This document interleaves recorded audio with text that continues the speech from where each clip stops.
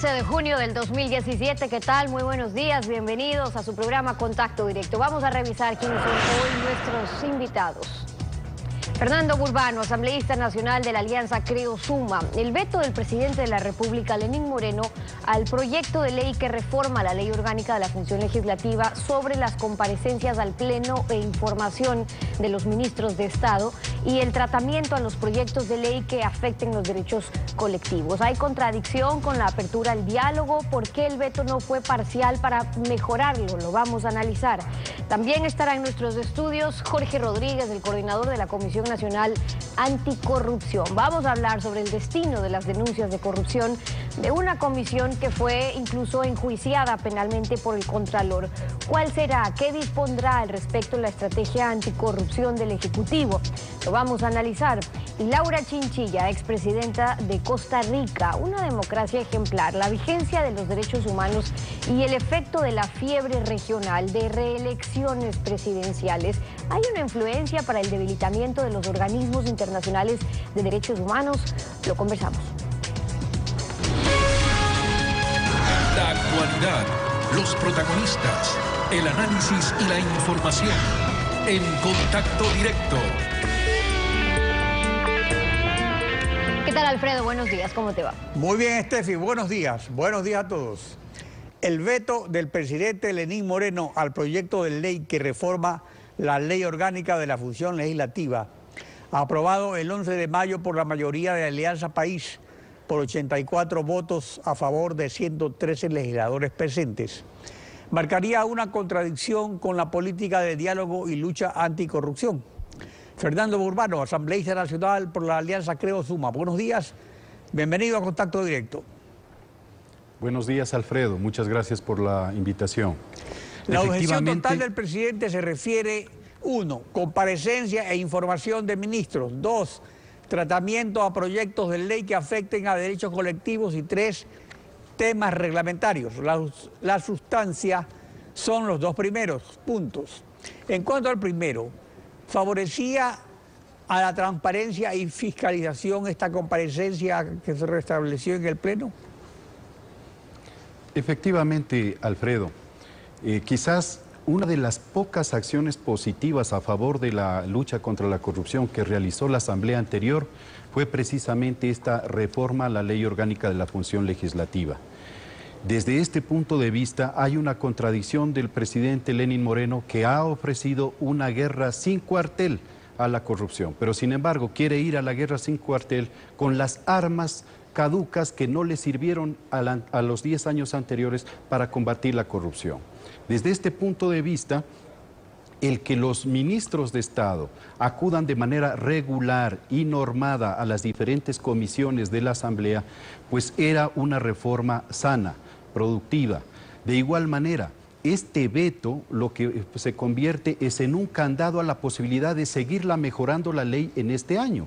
Por ejemplo, hace pocos días, la asambleísta de nuestro bloque, Tangi Vera, presentó un proyecto de reformas justamente para que el ponente de la ley sea la persona que fue el creador de la ley. Y además, que en el segundo debate, cuando ya se presente el informe para la votación, no sea decisión exclusiva del ponente, sino de toda la mesa. A ver, pero concentrémonos en esta parte que es muy importante, que se refiere al diálogo y a la fiscalización, que es lo que está en este momento pues como tema preponderante.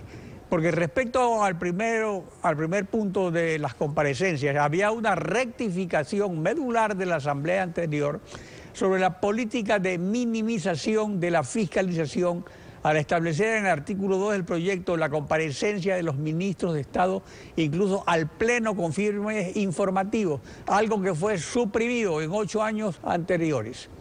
¿Hubiera sido oportuno más bien incluir también a los miembros de las funciones electoral y de transparencia?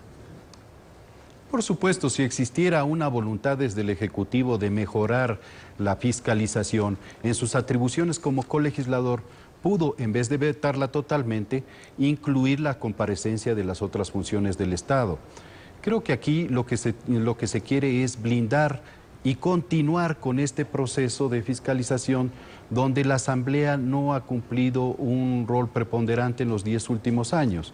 Es decir, lo que estamos viendo que este mensaje de cambio no es en la práctica un cambio, sino un continuismo, seguir con una asamblea sumisa, manejada por una mayoría que se niega a fiscalizar y a llamar a los funcionarios públicos a comparecer en su seno.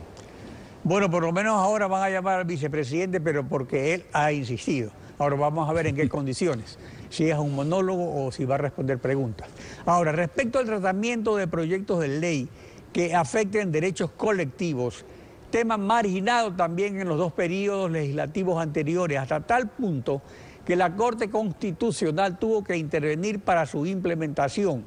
En el proyecto de ley que se aprobó se establecía una sección especial de la ley para regular la consulta prelegislativa, pero el veto señala que esto no está adecuadamente desarrollado.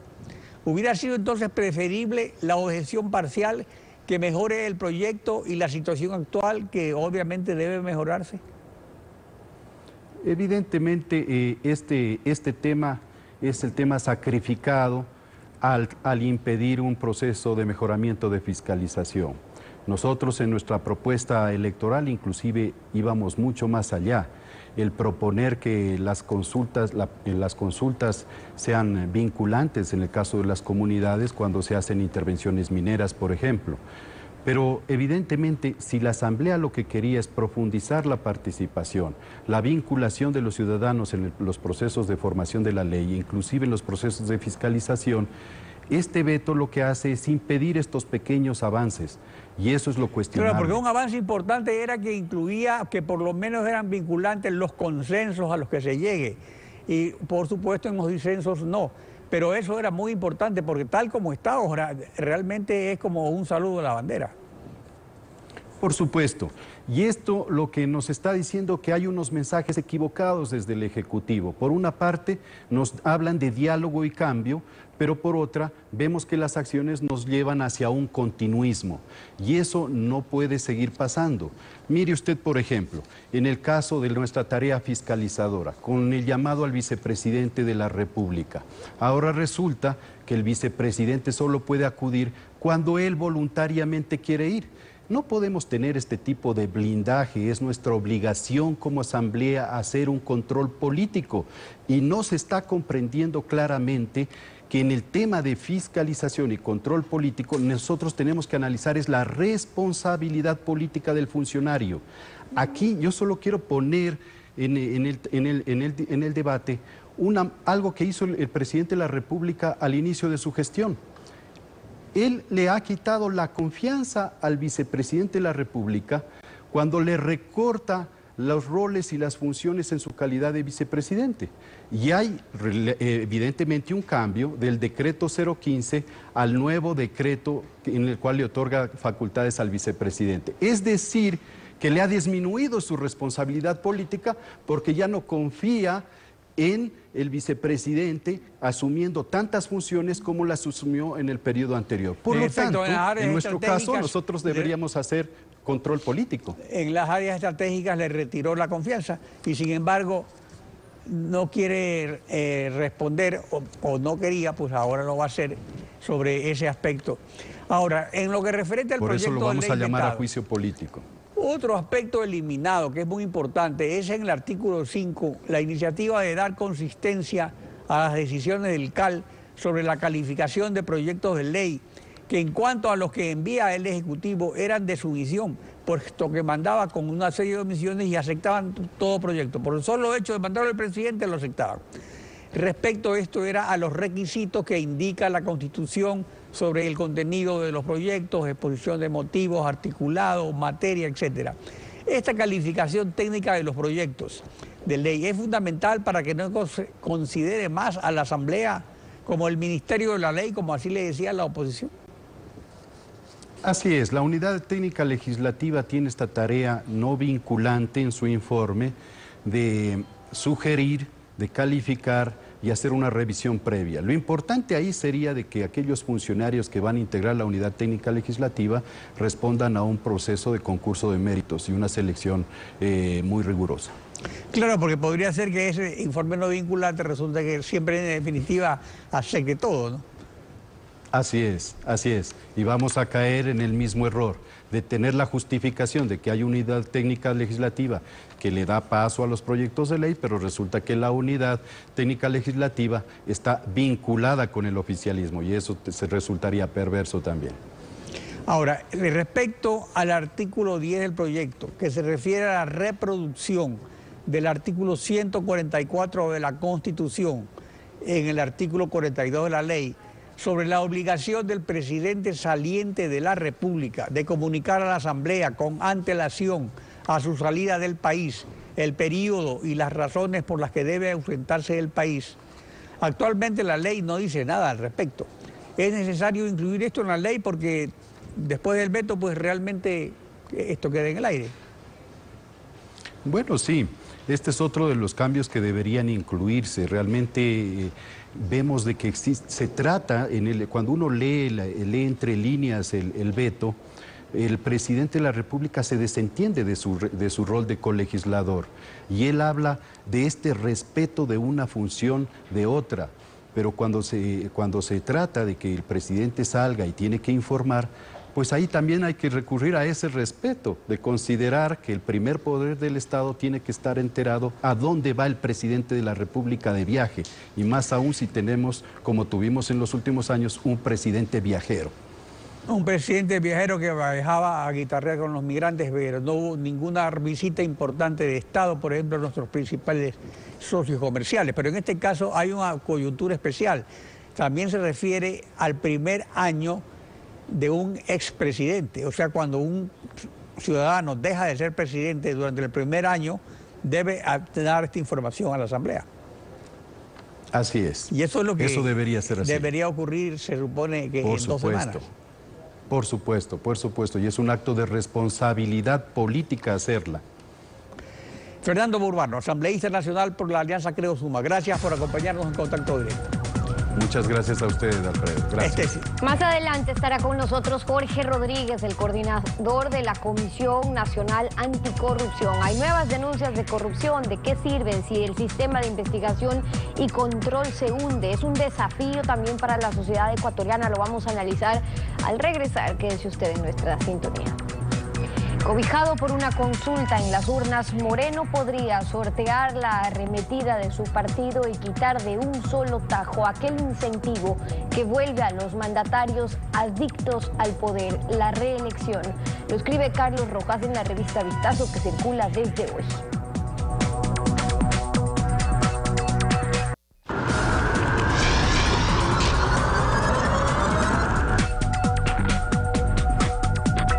Jorge Rodríguez, coordinador de la Comisión Nacional Anticorrupción. Bienvenido a Contacto Directo.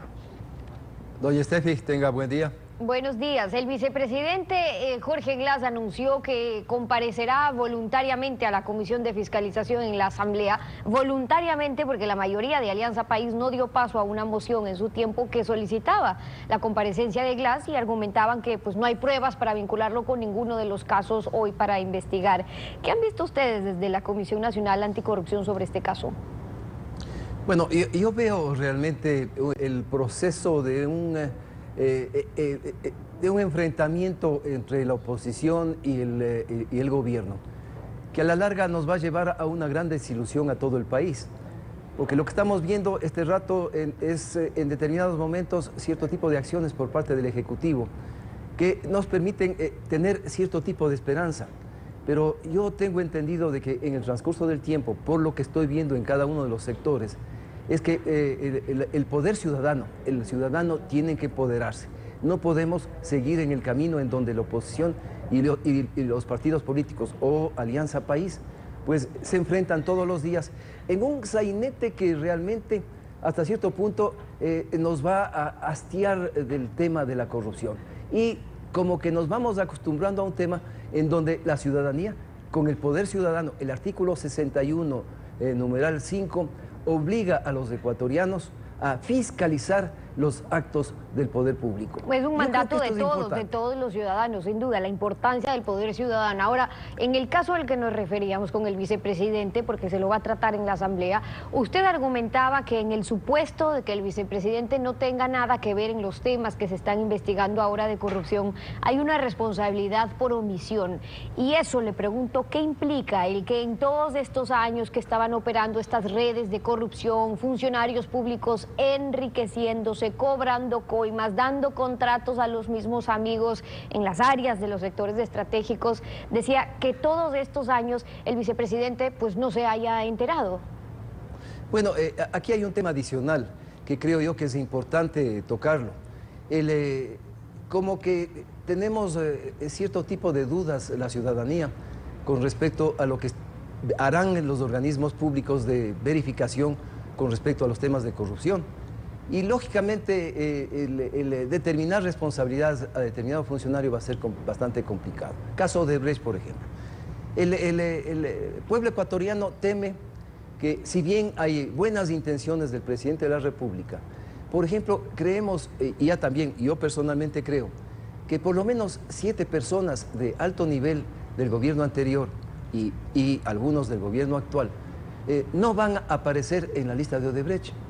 Y yo plantearía aquí una solución en definitiva. ¿Cómo nos devuelven la esperanza a los ecuatorianos?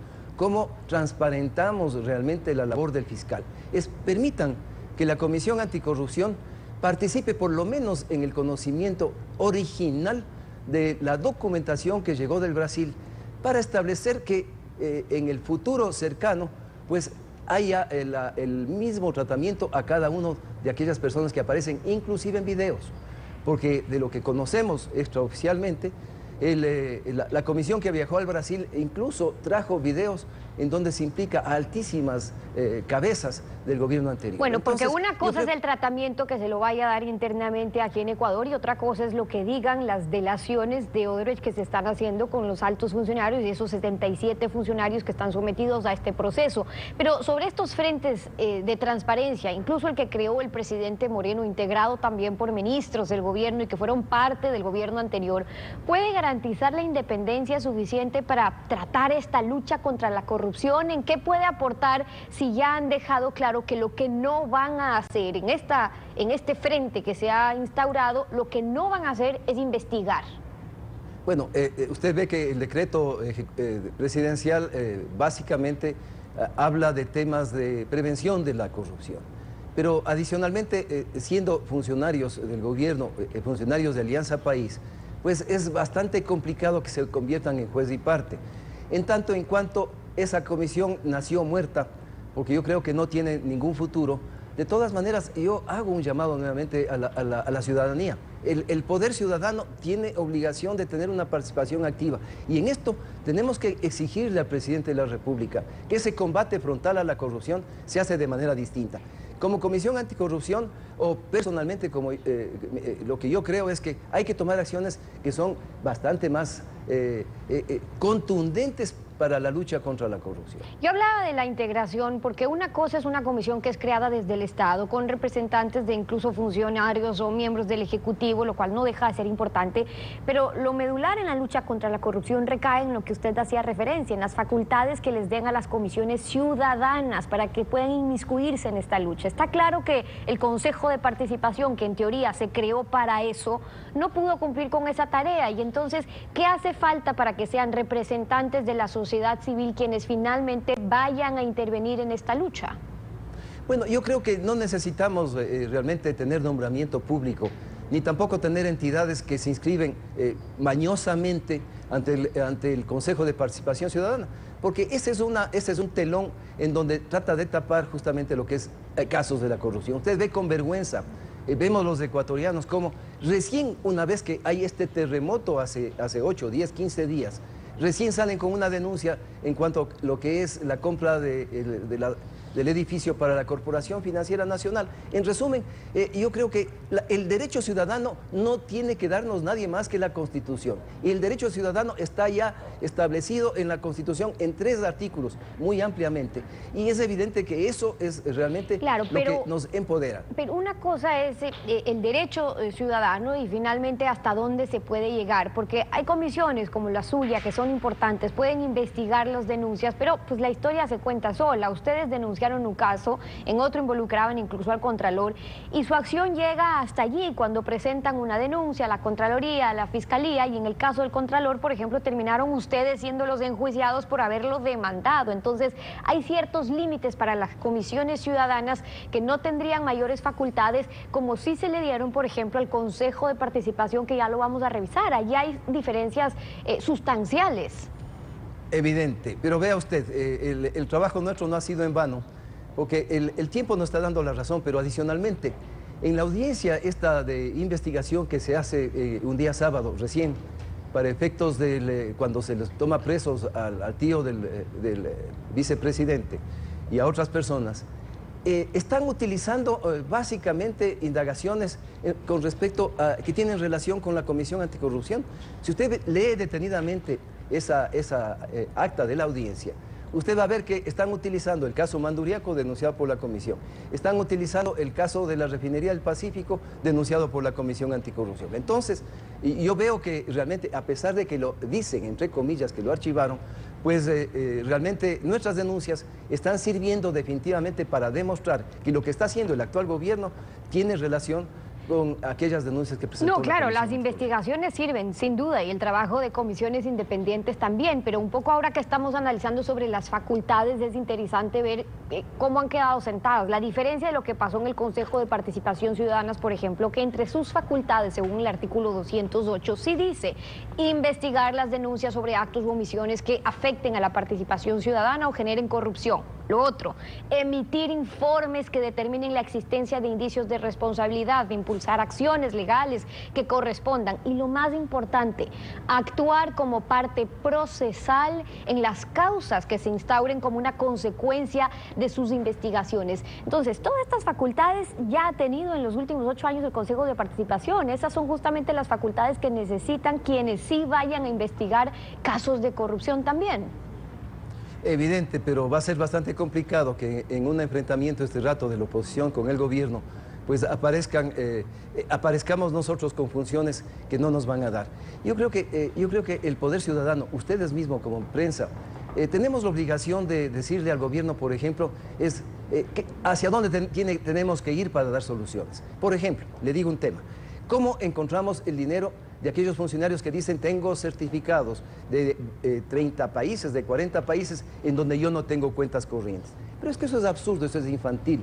¿Cómo un funcionario público que recibe coimas, sobornos, va a poner el nombre de él en cuentas abiertas en el extranjero? Son cuentas numeradas. Yo planteo es que hagamos lo mismo que hizo Brasil hace algunos años, o lo que hizo Chile. Ellos contrataron a una empresa norteamericana, repito, norteamericana, que conocen al revés del derecho cada dólar que se mueve en el mundo, pues para determinar realmente responsabilidades en dónde está la plata. Acuérdese usted que se descubrió el caso de Collor de Mello, se descubrió el caso de Pinochet, con fondos en bancos internacionales. A eso tenemos que llegar. ¿Quieren realmente combatir la corrupción? Le digo yo a Lenín Moreno, contratemos una empresa internacional que es especializada en este camino. Esa podría ser una de las medidas y formas evidentes para determinar en dónde está la plata. Ahí sí hay responsabilidades. Algunas de las propuestas con Jorge Rodríguez, coordinador de la Comisión Nacional Anticorrupción, acompañándonos hoy en Contacto Directo. Gracias por haber estado con nosotros. Muchas gracias a usted. 7:28, una pausa y al regresar, Laura Chinchilla, expresidenta de Costa Rica. Vamos a hablar sobre la fiebre de las reelecciones presidenciales indefinidas. Ponen en un disparadero a los organismos internacionales que velan por la vigencia de los derechos humanos. Lo analizamos al volver. Quédese en nuestra sintonía.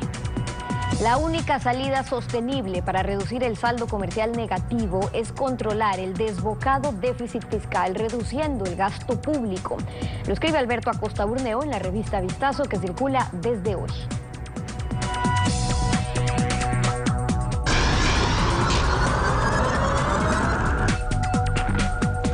Laura Chinchilla fue presidenta de Costa Rica de 2010 a 2014. Hasta ahora es la única mujer costarricense elegida para ese cargo y la quinta en América Latina en ser elegida presidente. Su experiencia como ministra, legisladora, vicepresidente y presidente de la República, así como su actividad académica, la convierten en una experta en gestión pública, democracia, derecho electoral, justicia, seguridad y derechos humanos. Es un honor tenerla como invitada. Buenos días, bienvenida a Contacto Directo. Buenos días, Alfredo, un gusto acompañarles esta mañana. La democracia de Costa Rica es un ejemplo en el mundo. En 1948 abolió las Fuerzas Armadas y registra una estabilidad de 68 años. Tampoco ha estado exenta de problemas. En el nuevo milenio volvió a establecer la reelección presidencial, pero no consecutiva. Y en el siglo XXI en las Américas, varios países han establecido la reelección presidencial consecutiva. Y están ocurriendo ciertos fenómenos que vale la pena tener en cuenta. La reelección presidencial limita o expande el poder ciudadano. A mi criterio, la reelección presidencial no es más que una respuesta a lo que se considera un momento determinado.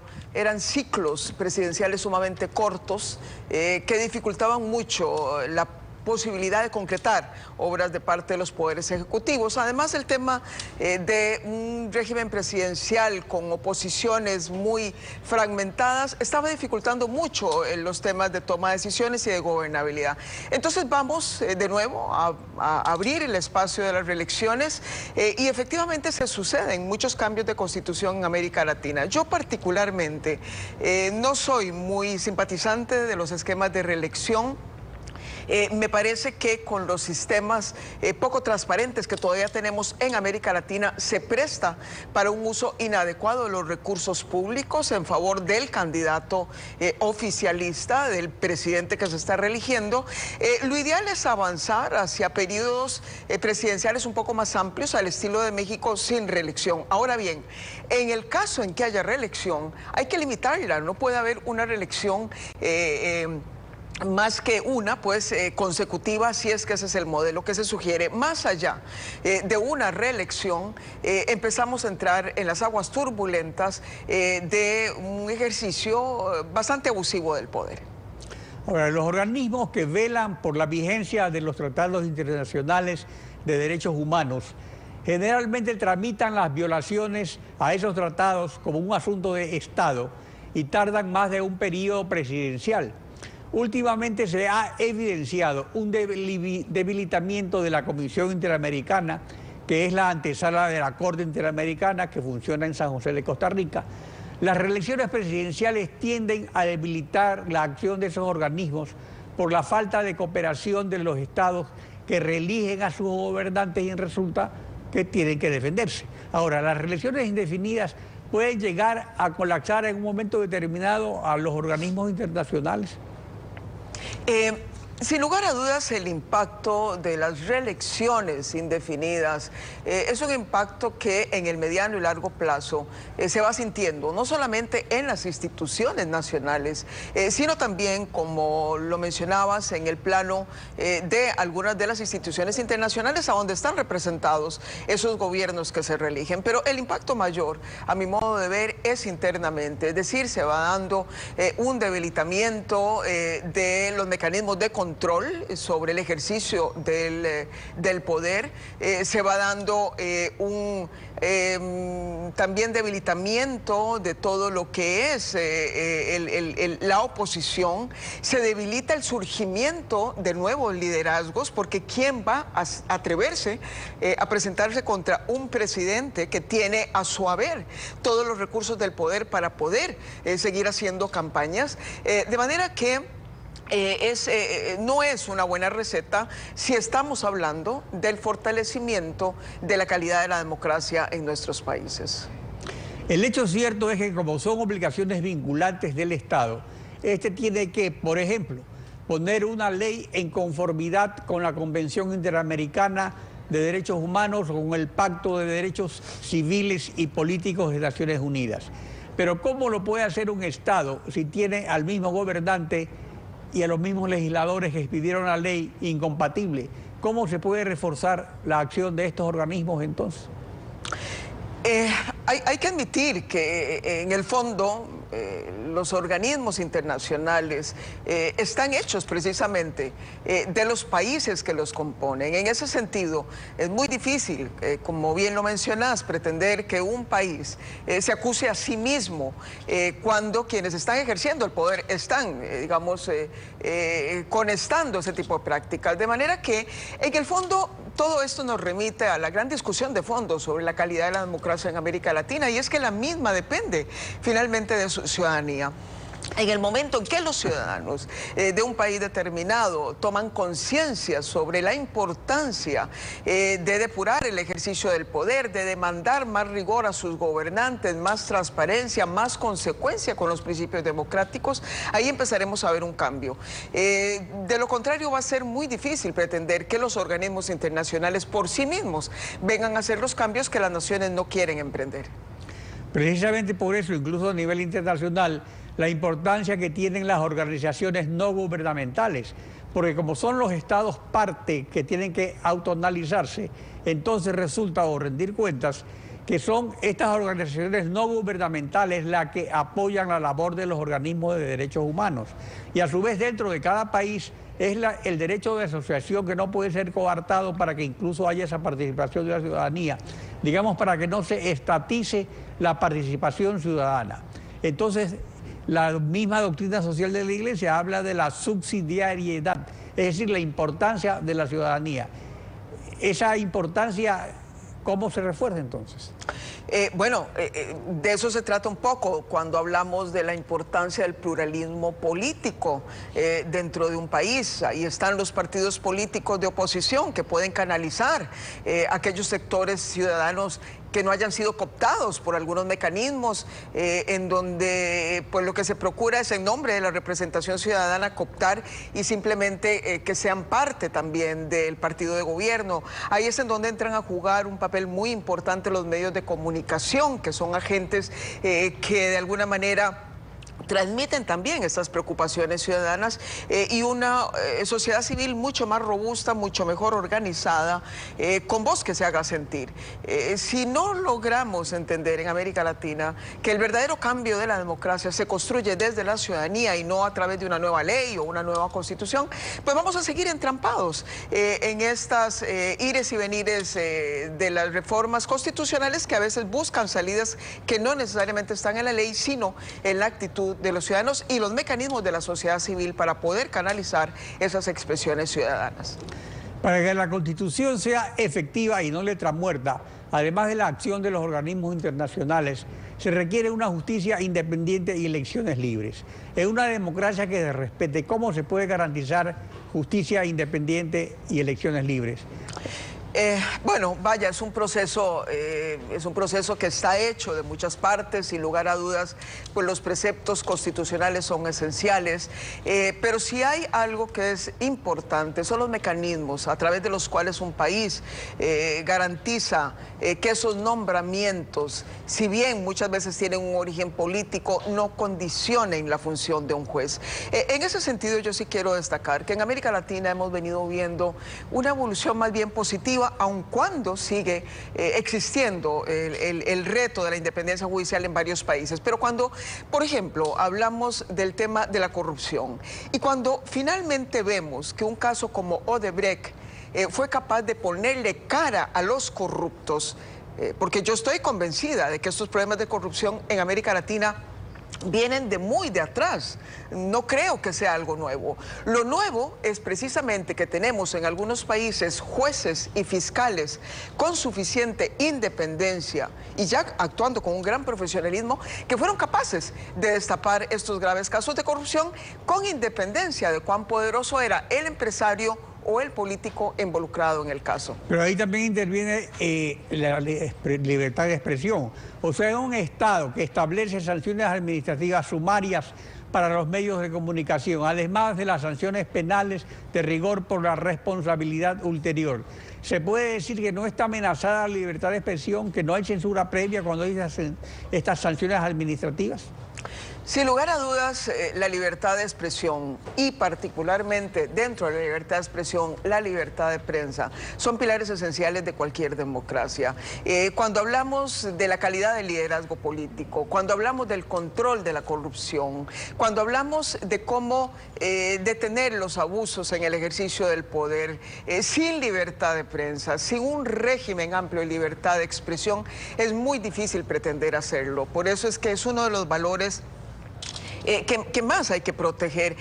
Desgraciadamente, y tengo que reconocerlo, en América Latina la cultura política y la cultura ciudadana han venido premiando más bien algunos, digamos, valores un poco más autoritarios, y la libertad sentimos que es algo como el aire que va a estar ahí, que nunca se va a ir, hasta que nos damos cuenta que nos la quitaron, como en el caso de Venezuela, y hoy los venezolanos están en las calles peleando para demandar la libertad de prensa que dejaron perder. Bueno, creo que en muchos países de América Latina no ocurre eso, pero siempre hay que estar alerta. La libertad de expresión es fundamental para el ejercicio pleno de los derechos ciudadanos. Laura Chinchilla, expresidenta de Costa Rica, muchas gracias por su participación en Contacto Directo. Ha sido un gusto. Estefi. Concluimos así esta emisión y, como siempre, agradeciéndoles a ustedes su confianza y sintonía. Nos volvemos a encontrar mañana, y contigo, Alfredo, será este lunes. Conmigo el próximo lunes. Nos vemos. Buen día.